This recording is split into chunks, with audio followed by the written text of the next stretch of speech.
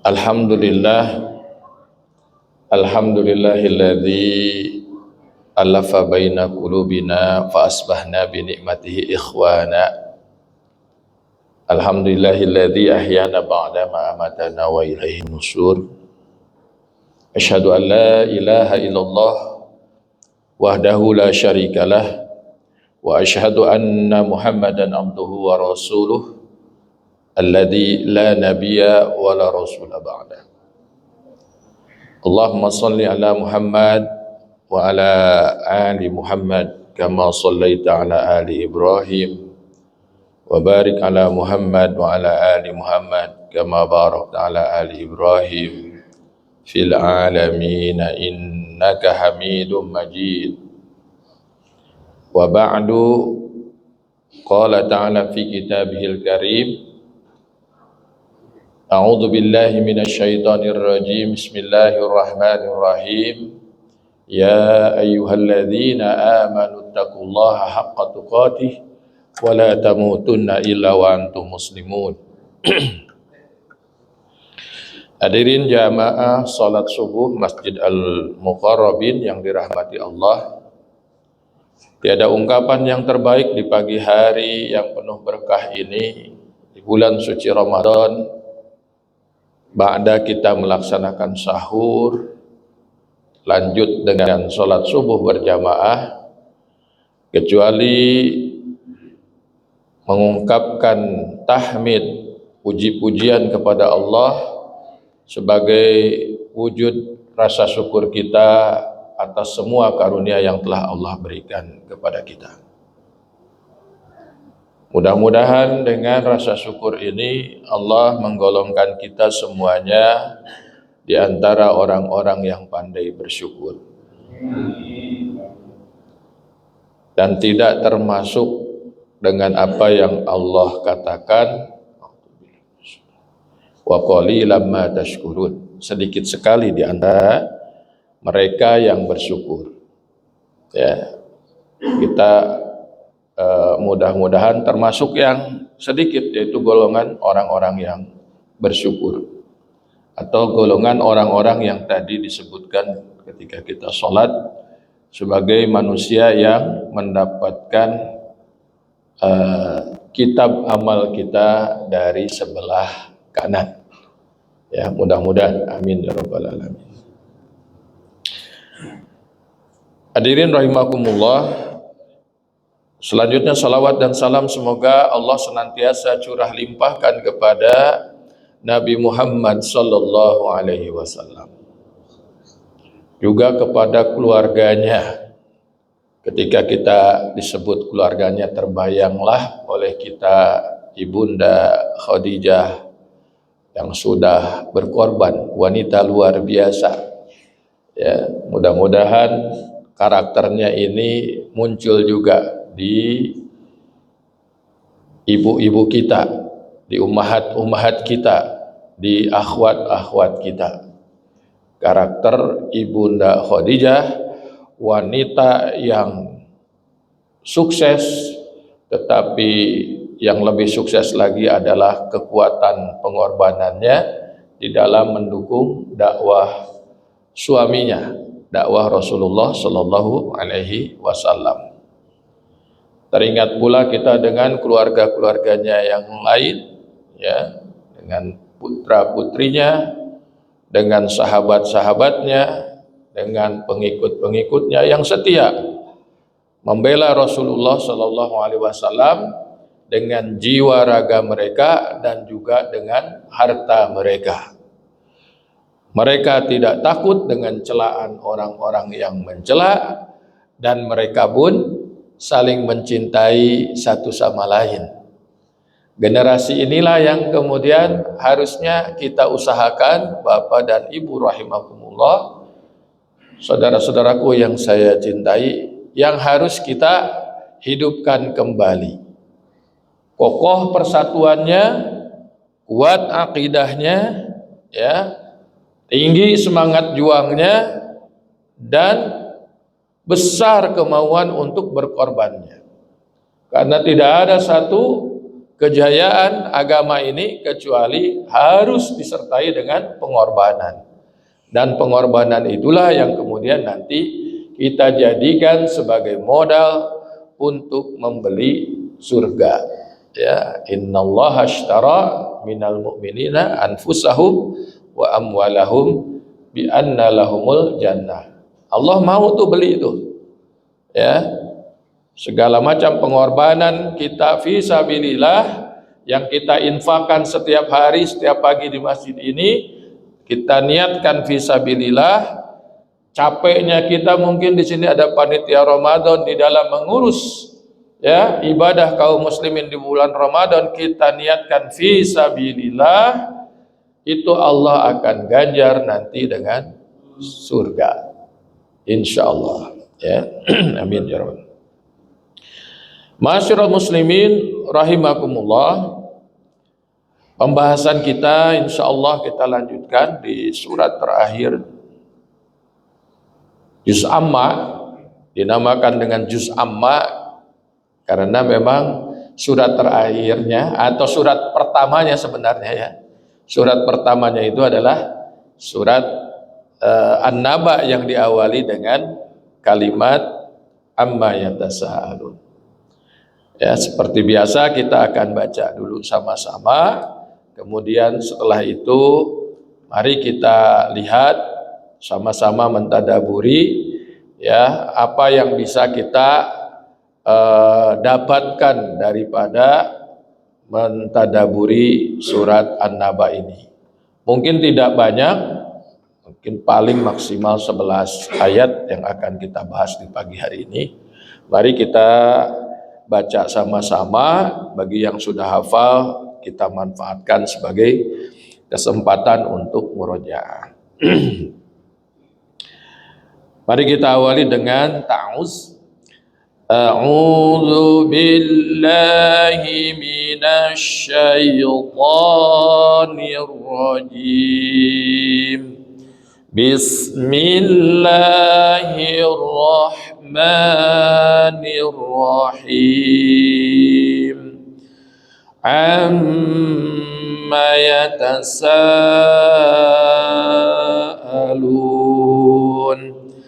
anin naba'il 'azim alladzi hum fihi mukhtalifun kalla saya'lamun thumma kalla saya'lamun alam naj'alil arda mihada wal jibala awtada wa khalaqnakum azwaja wa ja'alna nawmakum subata وَجَعَلْنَا اللَّيْلَ لِبَاسًا وَجَعَلْنَا النَّهَارَ مَعَاشًا. Shadaqallahul adzim. Kita telah membaca 11 ayat. Hadirin rahimakumullah. Semoga kita ingat bahwa kita membacanya di bulan suci Ramadan. Kalau kita baca di kemarin di bulan yang lain, ya kita dapat satu huruf 10. Ya, 10 ganjaran kebaikan. Tapi ini bulan Ramadan. Allah akan melipat gandakan ganjaran yang kita dapatkan tersebut. Terserah Allah. Ya, mungkin double, mungkin 10 kali, 100 kali, Masya Allah, tabarakallah, sesuka Allah, ya, sampai mungkin 700 kali. Itu untuk menggambarkan betapa banyaknya Allah dan betapa luasnya karunia Allah Ta'ala yang bisa diberikan kepada kita. Semuanya ini apa? Semuanya ini adalah wujud kasih sayang Allah kepada kita, agar kita ini benar-benar pantas untuk kembali pulang ke surganya Allah Subhanahu wa Ta'ala. Jadi jangan sampai ada kaum mukminin yang suudzon kepada Allah, karena bagi Allah sarana sudah aku siapkan, kata Allah. Semua sudah aku sediakan. Kalau kamu dosa, aku hitung 1. Kalau kamu berpahala, ya aku hitung 2. Kalau kita baru niat berbuat dosa, berbeda dengan hukum manusia. Kadang-kadang niat aja sudah dihukum. Bagi Allah niat berbuat dosa belum dilakukan, belum dihukum. Tapi berbuat baik, kita ingin melakukan amal soleh, ada kendala, ada uzur, kita sudah berusaha, Allah tetap akan hitung niatnya sesuai dengan yang Allah kehendaki. Nah, hadirin rahimakumullah, mari kita tengok arti daripada surat An-Naba 11 ayat tersebut. Saya hanya akan bacakan artinya. Tentang apakah mereka saling bertanya-tanya tentang berita besar, yaitu hari berbangkit, yang dalam hal ini mereka berselisih. Tidak, kata Allah, kelak mereka akan mengetahui. Sekali lagi tidak, kelak mereka akan mengetahui. Bukankah kami telah menjadikan bumi sebagai hamparan dan gunung-gunung sebagai pasak, dan kami menciptakan kamu berpasang-pasangan, dan kami menjadikan tidurmu untuk beristirahat, ya? Dan kami menjadikan malam sebagai pakaian, dan kami jadikan siang untuk mencari penghidupan, ma'isyah. Nah, ma'asyiral muslimin rahimakumullah, surat An-Naba ini jumhur ulama menyepakati bahwa surat ini turun di kota Mekah. Jadi termasuk surat Makkiyah. Ya. Karena ini surat terakhir dari juz Amma, ya kita sedikit membahas mungkin ada pertanyaan, kenapa ya Allah turunkan wahyu ini di sebagian besar di kota Mekah, atau kenapa Allah bangkitkan di kota Mekah itu seorang Rasulullah Sallallahu Alaihi Wasallam, seorang nabi terakhir. Ya. Ada satu keterangan yang mengatakan, kalaulah bukan karena hijrah, niscaya aku ini adalah kaum Ansar. Baginda Sallallahu Alaihi Wasallam saat menjawab keresahan kaum Ansar yang merasa Nabi lebih mencintai keluarganya yang ada di Mekah, itulah jawaban beliau. Kalau bukan karena hijrah, aku adalah orang Ansar. Ya, ini untuk menunjukkan betapa semua rangkaian perjalanan Rasulullah dakwahnya ini sudah Allah plot, ada hikmahnya, ada step by stepnya. Nah, hadirin rahimakumullah, surat An-Naba ini turun kepada kaum yang ummi, kaum yang secara mayoritas tidak bisa membaca dan menulis. Kondisi ini lumrah di masyarakat itu. Bahkan Nabi Muhammad SAW pun Nabi yang terkenal cerdas, Nabi yang terkenal terpuji, itu pun tidak bisa baca dan tidak bisa menulis. Jadi bagi masyarakat saat itu bukan ukuran bisa membaca dan menulis, ya. Mohon maaf.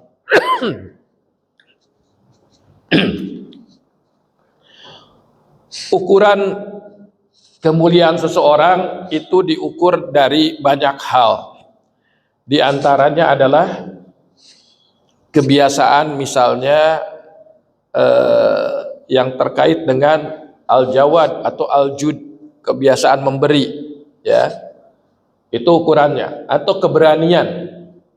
Ya, sehingga Nabi Muhammad SAW walaupun tidak membaca dan tidak menulis, sebelum beliau diutus menjadi seorang rasul, beliau tetap terhormat di kalangan kaumnya. Bahkan mendapat gelar apa, Bapak? Gelar Al-Amin. Orang yang terpercaya. Ya, orang yang terpercaya. Nah, kota Mekah berada di Jazirah Arab, cenderung di tengah-tengahnya. Itu jauh dari dua peradaban besar, makanya mereka ummi. Peradaban di timur adalah peradaban Persia, ya, peradaban Persia, ya, yang mewakili timur. Barat adalah dipimpin oleh Romawi, ya, Romawi. Jadi ada dua kekaisaran besar saat itu, yaitu Romawi dan Persia. Bagaimana dengan Persia? Persia mewakili kehidupan yang penuh dengan khurafat, spiritualitas yang menyimpang. Agama mereka itu dikenal dengan agama mani. Awalnya baik. Awalnya baik. Ya, kalau Bapak dan Ibu membaca buku 100 tokoh karya Michael Hart, itu sempat ya, ada tulisannya ya tentang mani. Ya. Dan itu menduduki tingkat yang tinggi, karena memang walaupun agama mani ini barangkali ya secara apa namanya, secara umum boleh dikatakan sudah tidak ada, tetapi sisa-sisanya itu, ajarannya itu ada pada masyarakat saat ini, terutama agama-agama yang menyimpang. Nah, apa di antara ciri dari agama mani ini, ya, yang dipraktekkan di Persia, yaitu salah satunya terkait dengan akhlak. Mereka lebih mengutamakan pernikahan sesama keluarga. Jadi seorang anak laki-laki lebih utama menikah dengan saudaranya yang perempuan, menikah dengan ibunya kalau sudah ditinggalkan oleh bapaknya. Kalau bahasa sekarang itu incest, ya, sesama keluarga. Kita bayangkan, terbayang nggak kalau misalnya Bapak ditakdirkan oleh Allah Ta'ala hidup di era itu? Sesuatu yang bagi kita yang membawa alam pikiran hari ini itu sesuatu yang muskil, sesuatu yang mengherankan, sesuatu yang bobrok luar biasa. Bayangkan kita nikah dengan, ya, manusia nikah dengan saudara perempuannya, nikah dengan ibunya. Tetapi waktu itu adalah hal yang lumrah. Jadi kalaulah disebut ini satu kebobrokan, kepercayaan yang melahirkan satu kebobrokan, ini kebobrokan yang luar biasa. Kalau kita tanya sekarang, kita tanya penduduk negeri mana yang hari ini paling bobrok, ya, mungkin entah di Amerika sana atau, tapi coba tanya kepada mereka, mungkin nggak kamu menikahi ibu kamu secara umum? Secara umum mereka pasti menolak, walaupun kasus demi kasus ada. Tetapi secara umum pasti mereka menolak ketika akal sehatnya berjalan. Atau menikahi dengan adik perempuannya atau kakak perempuannya. Rasanya mereka pasti akan menolak. Itu di negeri yang paling bobrok hari ini. Nah, kita kalau kemudian seseorang hidup di masa itu dengan membawa alam pikiran hari ini, terbayang oleh kita betapa bobroknya masyarakat saat. Kemudian yang kedua, ya, mereka juga mengenali yang namanya budaya berserikat di dalam segala hal. Ya, berserikat di dalam segala hal. Baik itu istri, barang kita. Ya, kalau kita dulu diajarkan tentang komunisme, ya, komunisme itu adalah sama rasa, ya, sama apa tuh? Sama rata gitu ya. Ini ada yang di tingkat ekstrim.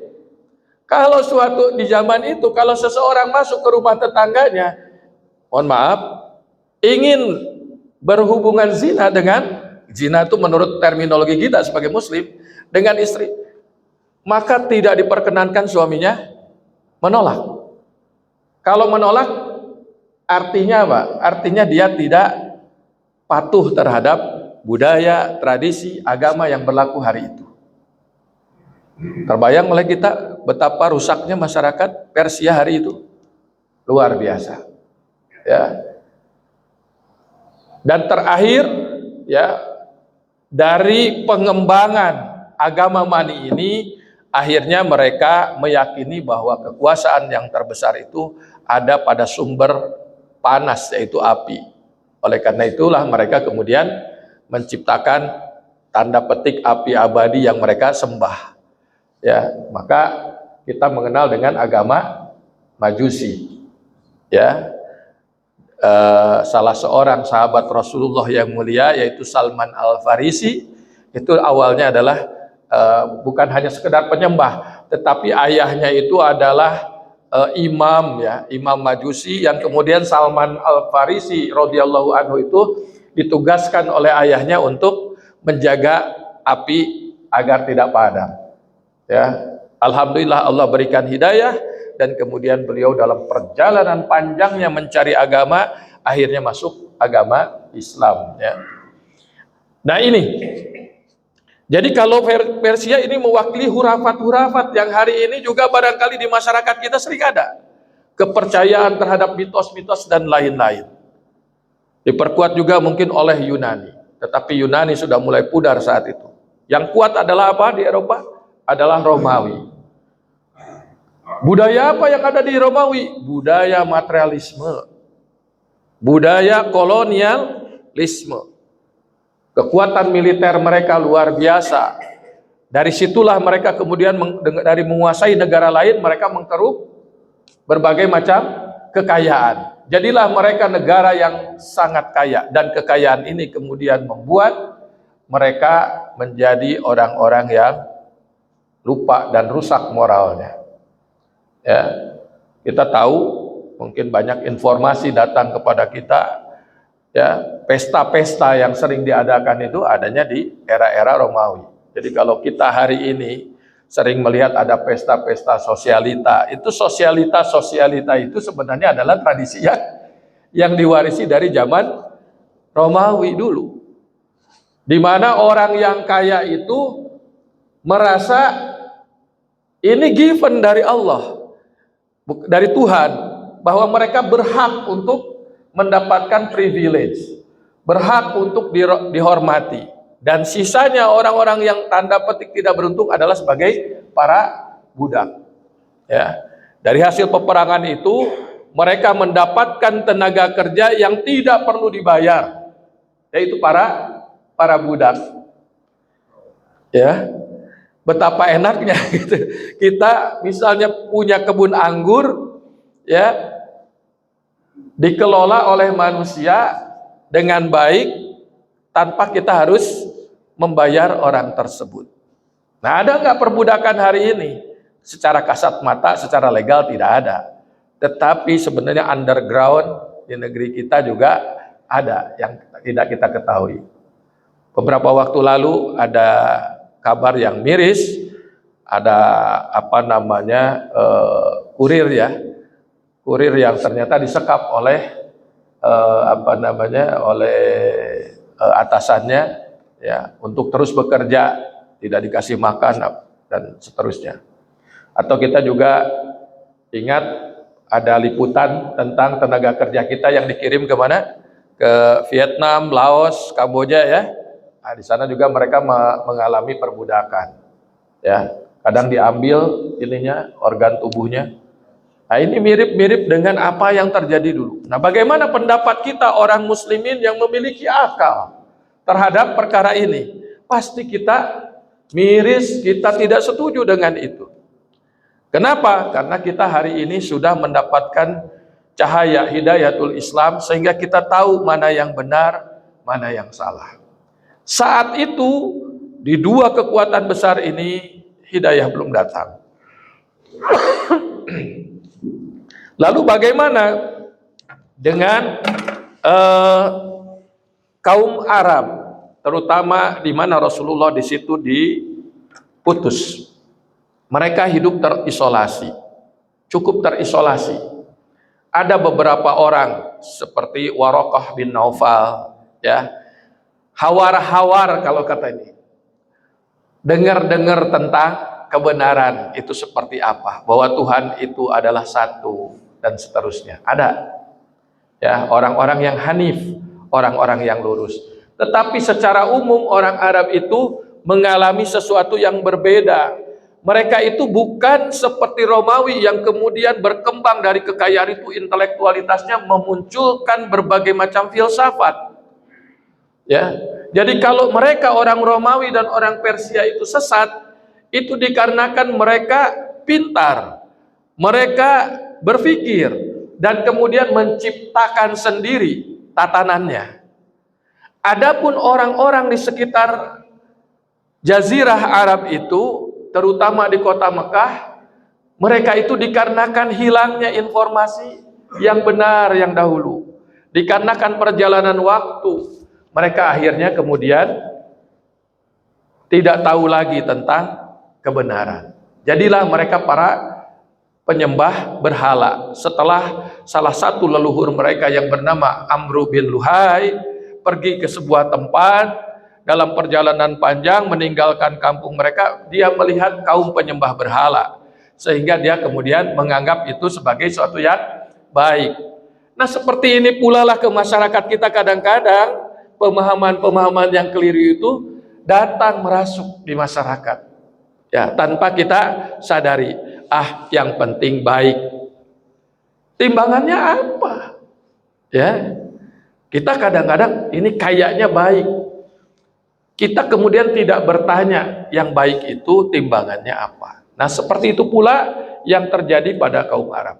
Mereka tidak bisa baca, tidak ada informasi yang lengkap terkait dengan kitab-kitab yang diturunkan sebelumnya, ya. Kemudian juga filsafat tidak berkembang, sehingga dari sinilah kemudian harusnya hadirin rahimakumullah kita bisa memahami kenapa redaksinya sampai dia sampaikan oleh Rasulullah, innama bu'itsu liutammima makarimal akhlak. Sesungguhnya aku itu diutus oleh Allah untuk menyempurnakan akhlak, bukan liyu'allimal akhlak.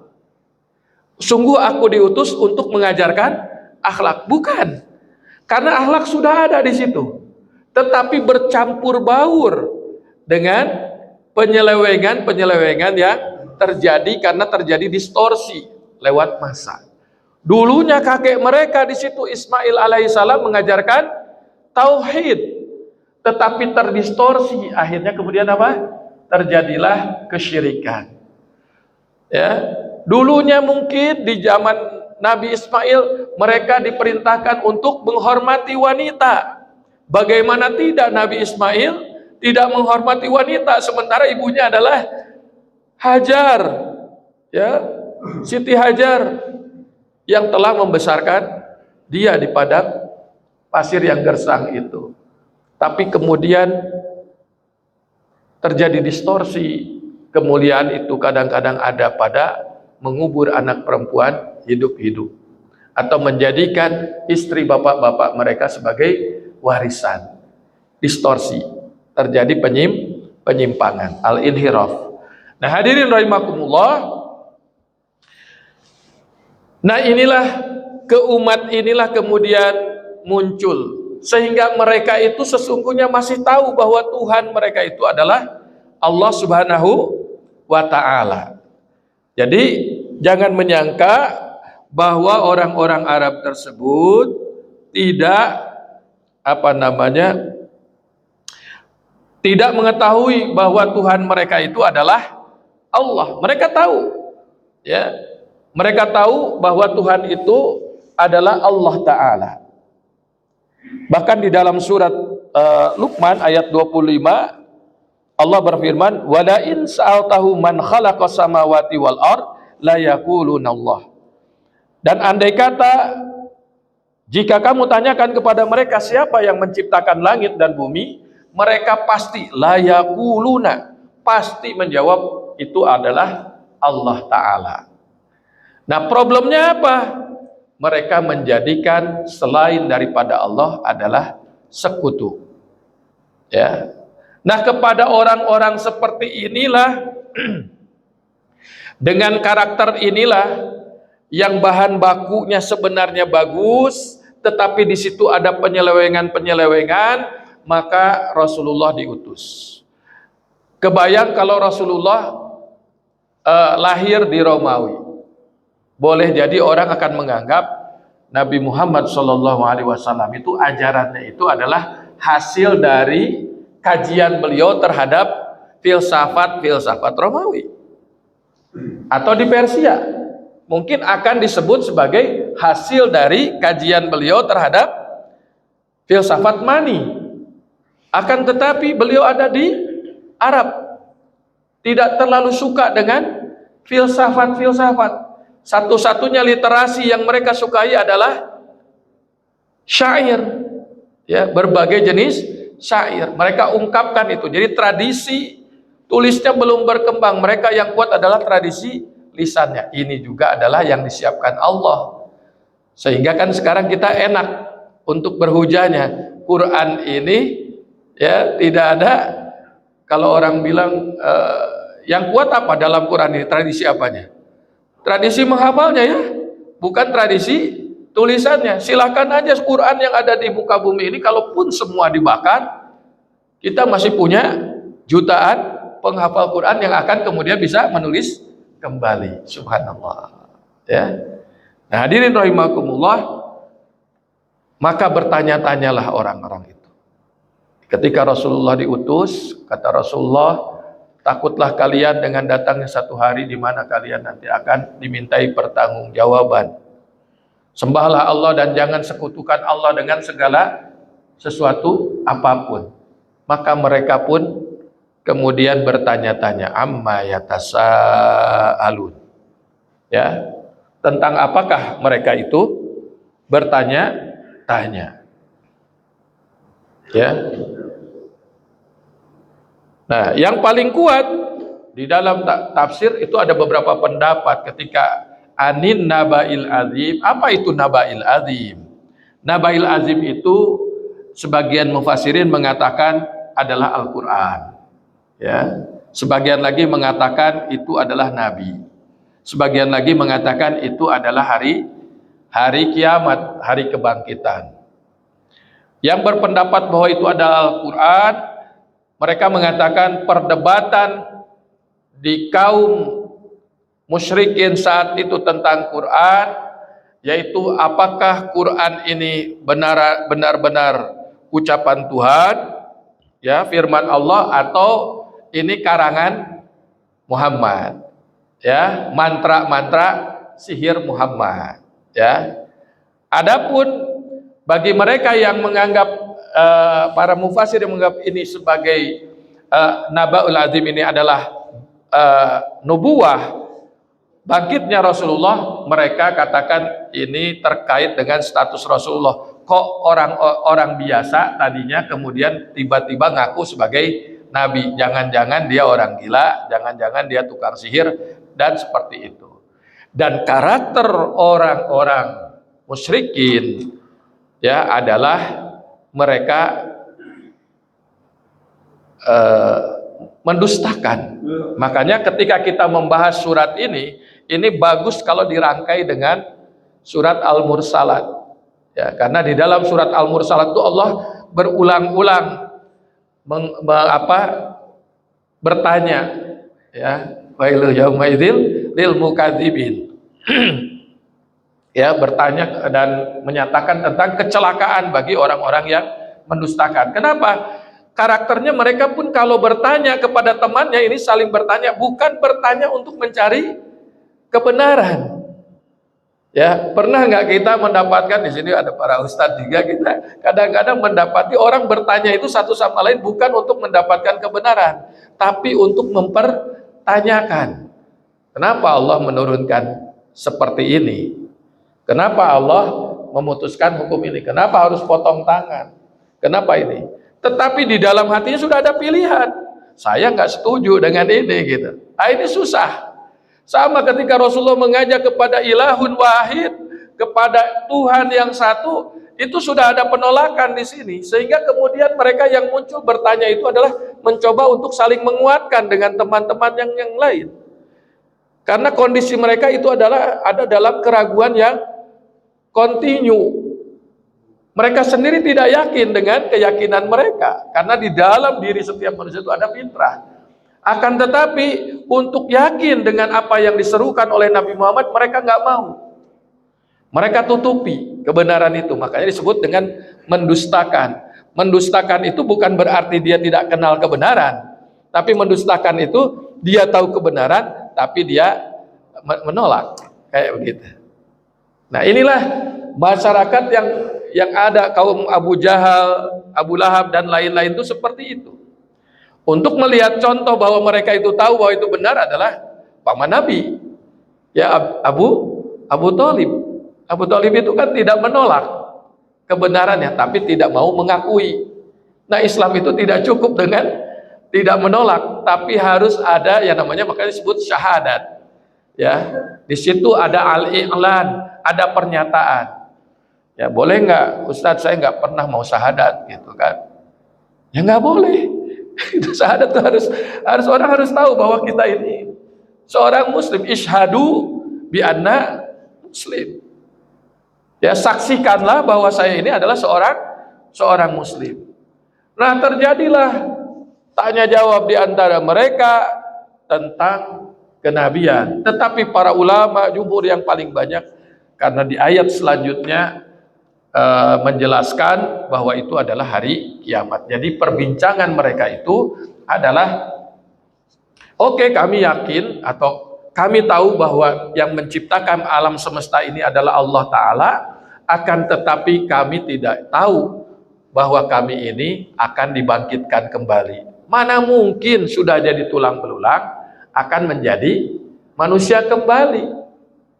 Makanya di dalam ayat-ayat itu Allah sering menjelaskan, menciptakan kalian itu tidak sesulit menciptakan langit dan bumi. Nggak kompleks. Kalian itu kompleks, tetapi tidak lebih kompleks gitu. Karena kalau kita lihat ternyata kita ini hidup di bumi. Di bumi yang yang kita anggap besar ini, yang rebutan orang nggak habis-habis, ya, seluruh manusia dengan sumber daya alamnya, itu ternyata kecil ya dibandingkan dengan solar system kita. Ya.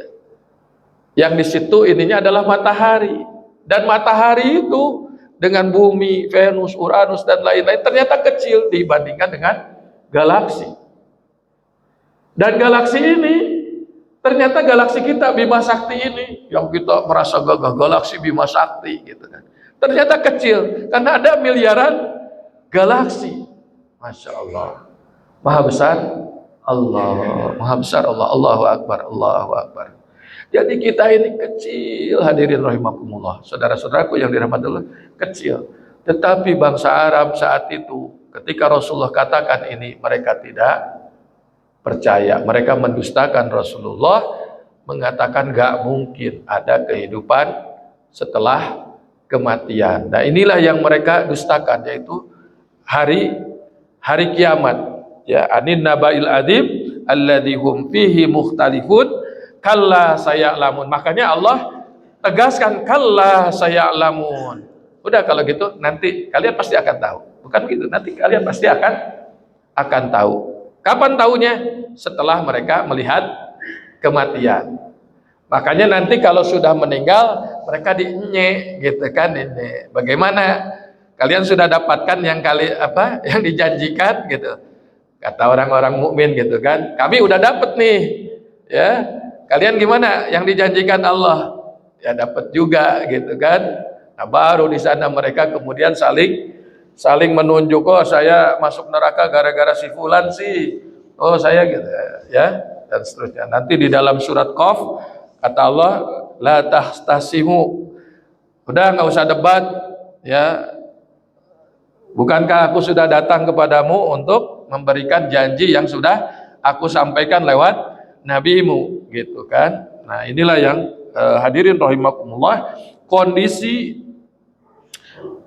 kaum musyrikin di kota Mekah ketika datang atau turunnya ayat surat An-Naba, ya. Nah, hadirin rahimakumullah, kemudian setelah ini Allah Ta'ala menjelaskan nikmat-nikmat, ya. Inilah baiknya Allah Ta'ala, ya. Kalau kita jadi orang tua, kadang-kadang kalau anak itu sudah mendustakan ya, salat nggak mau gitu, kita kan udah emosi gitu kan, udah ini aja ya. Rata-rata kan anak kita nggak jawab gitu ya Pak ya, nggak mau gitu, tapi ya ntar biasa gitu kan, ntar gitu kan. Tapi kalau kita lihat bagaimana Allah mengajari kita, ya, terhadap orang yang begitu sulit untuk diberi kebenaran, membangkang, ya, Allah jelaskan dengan nikmat-nikmat. Alam naj'alil ardo mihada. Bukankah telah kami jadikan bumi itu sebagai hamparan?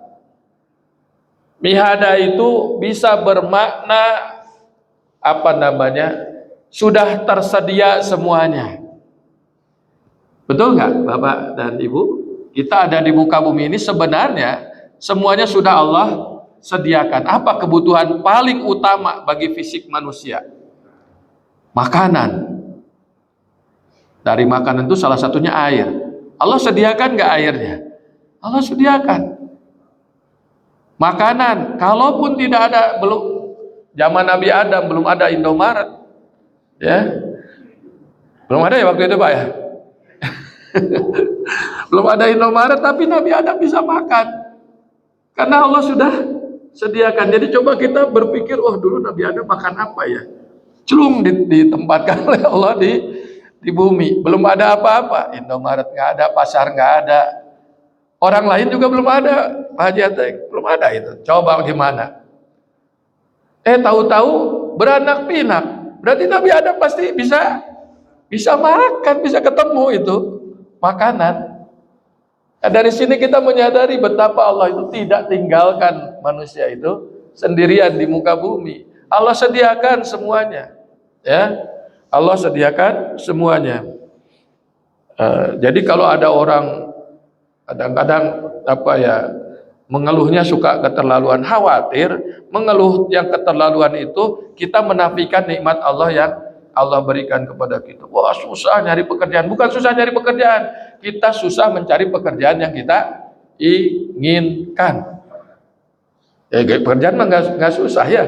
Hanya sama Ustaz di masjid aja banyak pekerjaan gitu kan. Mau ngepel, mau apa itu pekerjaan semua. Cuma orang itu yang susah itu anak-anak Gen Z gitu mau kerja.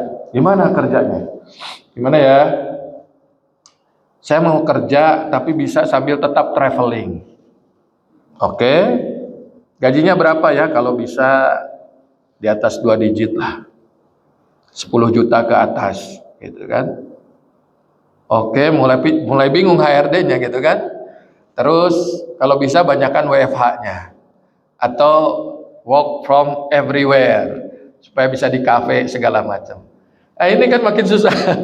Yang susah itu pekerjaan kayak gitu yang sesuai dengan keinginan kita. Kalau yang pekerjaan yang halal itu banyak. Bisa menghasilkan itu banyak, tetapi boleh jadi itu tidak sesuai dengan keinginan kita. Tetapi untuk hidup saja sebenarnya manusia bisa hidup. Kayaknya ada berita sedih, seorang ibu di Bandung atau di mana bunuh diri, ya, bunuh diri meninggalkan anaknya karena dia terlilit hutang. Dia katakan di suratnya itu, adik, kakak, mama, ini ya, adik kakak yang soleh, biar mama masuk neraka, yang penting kalian harus masuk surga. Itu neraka tuh kayak ke Indomaret, ya, biar mama masuk neraka juga nggak apa-apa, yang penting kalian jangan menanggung derita mama. Kayak yang ini gitu, kayak yang bijak. Tetapi di sisi lain kita melihat prihatin. Beginilah kondisi keimanan manusia. Sebenarnya kalau gaya hidup kita menyesuaikan dengan kemampuan kita di dalam mencari maisha tadi, waja'alna naharo ma'asya, insya Allah kita pasti akan dapat saja. Ya, kalau sekedar untuk bisa memenuhi ini. Kalau tidak dapat lagi, meninggal, memang sudah rezekinya sudah habis di situ. Kemudian wal jibala autada, dan kemudian Allah juga menjaga manusia di muka bumi ini dengan gunung-gunung sebagai pasak. Yang menarik dari sini bagaimana ya manusia yang ummi, seorang laki-laki yang disebut buta huruf, Rasulullah Shallallahu Alaihi Wasallam yang mulia dahulu kala itu bisa menginformasikan ini. Sementara pengetahuan mungkin di sini ada sarjana geologi, pengetahuan geologi terkait dengan fungsi gunung sebagai penstabil muka bumi ini baru didapatkan belakangan-belakangan. Terus dari mana taunya Rasulullah Shallallahu Alaihi Wasallam ini? Kalau bukan dari yang menciptakan langit dan bumi itu sendiri. Ini adalah informasi A1. Ya, nggak didapatkan gitu ya kalau di kita ini mah ada ilmu A1. Artinya orang belum dapat, hanya circle tertentu saja yang dapat. Itu juga hanya Rasulullah yang dapat. Orang-orang nggak tahu. Bagaimana kemudian ya penciptaan manusia step by stepnya. Embriologi baru hari-hari ini muncul abad ke-19. Dulu gimana? Orang nggak tahu, benar nggak seperti itu? Nggak ada yang tahu. Lalu bagaimana Rasulullah tahu? Tadi informasi A1 nih Pak Jateng. Informasi A1 dari Allah yang kemudian memerintahkan janin untuk berkembang seperti itu. Wa khalaqnakum azwaja, dan menjadikan kalian berpasang-pasangan. Salah satu pelajaran dari ayat ini adalah sebenarnya untuk menyindir orang-orang musyrikin bahwa kalian ini aku ciptakan, makanya kalian gak bisa independen, kalian butuh pasangan. Sedangkan aku Al-Khaliq yang menciptakan kalian, aku gak butuh pasangan. Tanpa pasangan aku gak bakalan galau. Tetapi kalian ya tanpa pasangan kalian pasti akan galau. Kan disebutnya juga apa? Separuh nafasku ya. Ya, separuh nafasku. Kalau nafas tinggal separuh gimana? Cengep-cengep kita kan. Nah, jadi Bapak dan Ibu, ya, ibu-ibu peliharalah separuh nafas kita dengan baik. Bapak-bapak juga pelihara separuh nafas kita dengan baik, karena Allah sudah menginformasikan kepada kita kehidupan kita ini Allah ciptakan berpasang-pasangan. Disitulah ada letak poros keseimbangannya. Kalau itu tidak ada, maka ini berbahaya. Kalau di sini ada anak muda yang belum nikah, ya kita punya anak-anak kita yang belum nikah, segera dinikahkan agar kehidupannya menjadi seimbang. Ya, jangan meneng-meneng baik Bapak dan Ibu punya anak lajang. Ya, kita ikhtiar carikan dengan doa. Ya, atau ketemu sesama ikhwan di sini di masjid, yuk kita besanan gitu ya.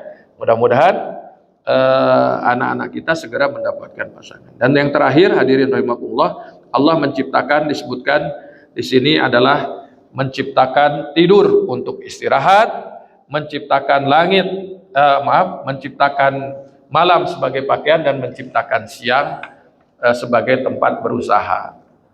Nah, dikatakan bahwa kalau kita ini sebenarnya rumus untuk kehidupan yang sehat. Kita jadikan malam itu libasa sebagai penutup, artinya apa? Jangan kita berkeliaran di malam hari tanpa keperluan.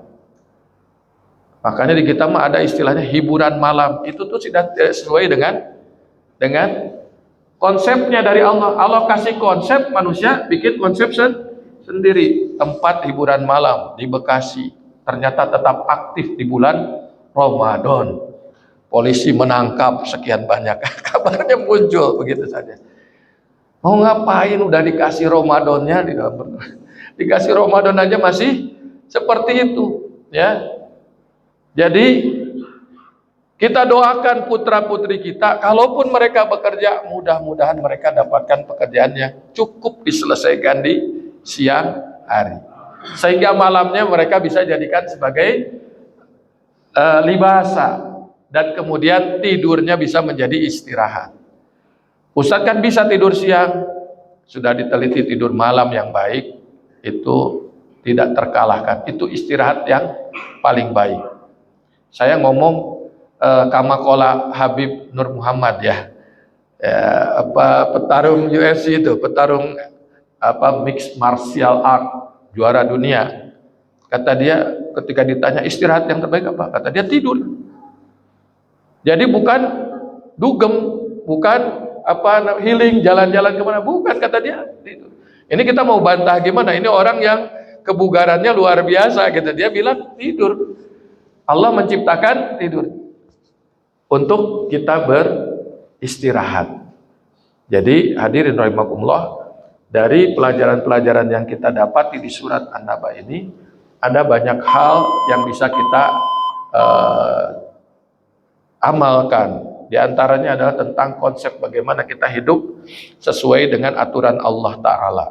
Menjadikan siang sebagai tempat kita mencari maisha kehidupan, menjadikan malam sebagai tempat kita berkumpul bersama keluarga kita. Rasulullah tidak pernah begadang. Habis Isya biasanya beliau tidur segera untuk menghidupkan malamnya bersama Allah Ta'ala. Kemudian menjadikan tidur kita sebagai istirahat kita, bukan dengan dugem, bukan dengan obat dan lain-lain. Ya. Kemudian pelajaran berikutnya adalah ketika Allah memberikan kepada kita akal, maka kita manfaatkan itu untuk tadabur, tafakur terhadap ciptaan-ciptaan Allah, yang kalau itu disertai dengan keimanan, seyogyanya itu akan menambah kedekatan kita dengan Allah, akan memperkuat ma'rifatullah untuk mengenal Allah Ta'ala. Siapa Allah Ta'ala?